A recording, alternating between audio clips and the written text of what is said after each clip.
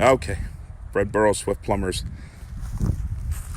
This is a survey of water damage below the cement slab, potentially. Now, upon my initial assessment, I found that after the tile guys tore up the floor, they found water. But now that the air is hitting the water, it's dried up. So there is no constant leak, even though all the water's been on. Our meter just confirms that 0.0 reading you're seeing right now, and there's no arrow here. If there was an arrow, it'd mean water's going by the water meter. So in other words, if we had a leak below the cement slab that caused the water to come up to the tile, it would constantly leak unless you shut the water off. It's not constantly leaking. The water's been on this whole time. When I arrived, the water was on, and there is no water showing up on the floor because it's dried. If you have a supply leak, it's not going to dry. Whether it's below the cement slab or above the cement slab, water is going to travel the path of least resistance, and it's going to continually come up. As you can see, with all the water on to the home, hot and cold, we have a 0.0 reading and no arrow. It's showing no water's moving by this water meter. So we've eliminated anything leaking under the slab because it would have to be a pressurized leak to come up. There's no report of drain blockage, and it's very hard in that situation, which can rarely happen, where water could come up from a drain line blockage, but that normally will come from wax seal because it's not meant to be pressurized. But nothing's reported by this. We're here because when they ripped up the tile, water was trapped underneath it. When water gets trapped underneath tile without air hitting it, it stays there. Could be there for years. So this means we either have something structural leaking or something above ground plumbing leaking that would leak only when you use it, such as maybe a shower or something like that.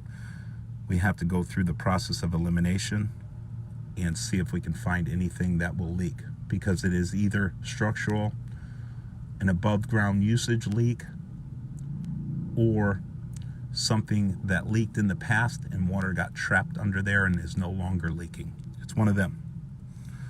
So the only way to do that is by process of elimination, and we've already eliminated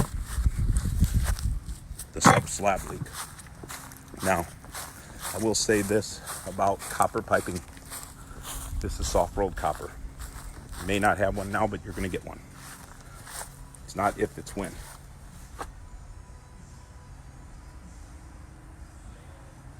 So it's always a good idea to repipe your home when you have this kind of piping.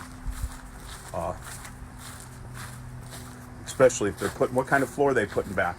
We're doing luxury vinyl plank. Oh my goodness. Repipe. It's a beautiful floor, but don't put that floor down with copper pipes. No. You gotta. Well, at least vinyl plank. Yeah, it's waterproof. 25-year floor, it'll never destroy a room. Yeah. Even if water gets to it. Right. It's just that. And I can pull it up when you guys get ready, or if you guys do it, I'll pull it up and just reinstall it for you. Yeah. So that saves you, saves us, and there's no demo. Yeah. So I would normally get rid of that stuff. I mean, when you're putting any kind of nice floor like that in. Oh, yeah. You know what I mean? But I'm just going through the process. I'm doing my video report right now, and just kind of notating. This is the location where they had water right in this area, correct? And they even noticed it back here. Which, when it's under a tile floor, it's going to run the grout lines and spread out. That leak could be coming from any of these areas and spreading throughout. Because it's not a big leak. It's not something that spread. It's not something that was instant, or we'd have it right now. As I said, all the water's onto the home. So we've got window, door, kitchen as potential usage leak, drain line leak. You understand? So we've got these things now, and this just got tore up. So we also have a shower here. A lot of these showers don't have liners. I'm not noticing much damage down here under this floor. Usually this would soak it up, but we're not seeing too much of that, really anything in here. So And this is sunken in, so even though it doesn't, likely this age of home doesn't have a liner because they never put that on there, this is going to be a not a very likely source of it. Same thing with this these faucets that are normally can leak on us. You can see right there, as I say, they can normally leak on us. We already see we've got a leak. And usually if that water is running down here, it's also running on the inside of this wall. So it may have seeped underneath here, but like I said, that's only going to happen when it's used. But we're going to run that a little bit because we do want to test it out thoroughly.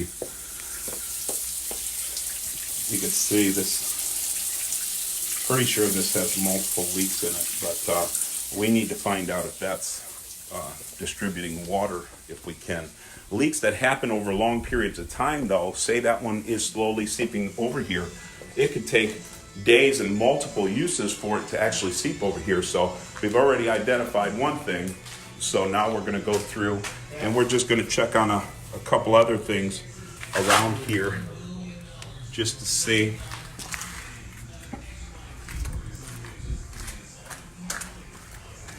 This is on the opposite side of that closet, and this is where they noticed quite a bit of water. So we're going to go through here. Look at that. Now, the doors are a low risk here because we've got a roof over the top of it. So water coming in from this area is not something we're even concerned with. The only thing we're concerned with over here would be anything to do with underneath here.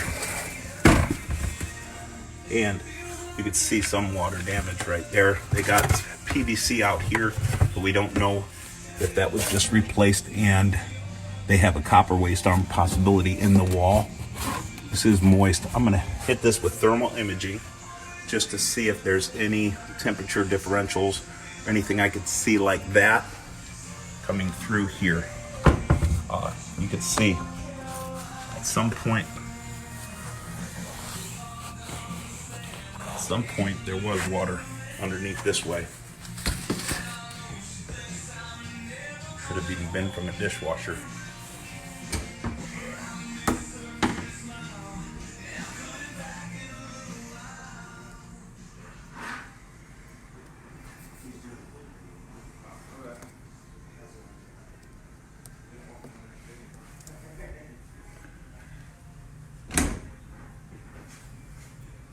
Has this dishwasher not been used? Is he the home? The whole kitchen's getting changed. Okay. So it'll have all new. Well, there's evidence of leaks in this area. So I'm curious, somebody unplugged this dishwasher.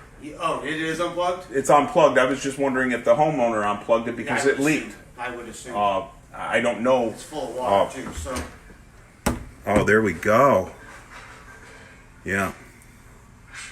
Yeah, that's full of water and it shouldn't be, and I'll tell you why. Because this older style dishwasher, what happens is we have to, this is looped up, so that drain shouldn't have backed up into that. But obviously this dishwasher is not pumping out. It's having some kind of issue for water to be sitting in there. And that would tell me that it's not pumping out. Let's just plug it in and check it. Boy, we got a lot of different things that could be causing leaks in here. All right. So that's the suspect there as far as that, and the waste arm. Waste arm will run a little cold water right here.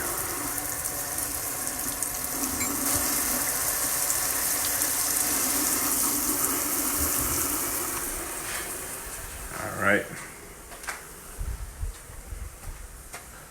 Now I'll hit this with a thermal camera.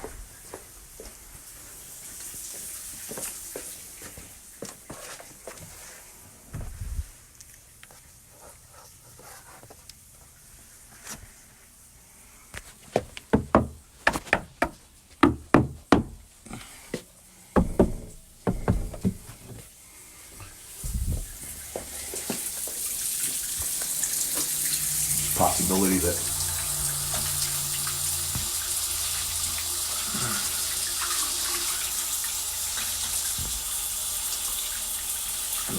leaking on the front side. It's just pouring down there.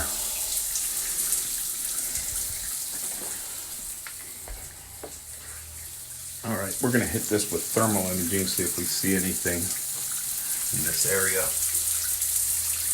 Got line. So we've seen a couple issues on this above ground video. Now I'll just take my thermal camera out.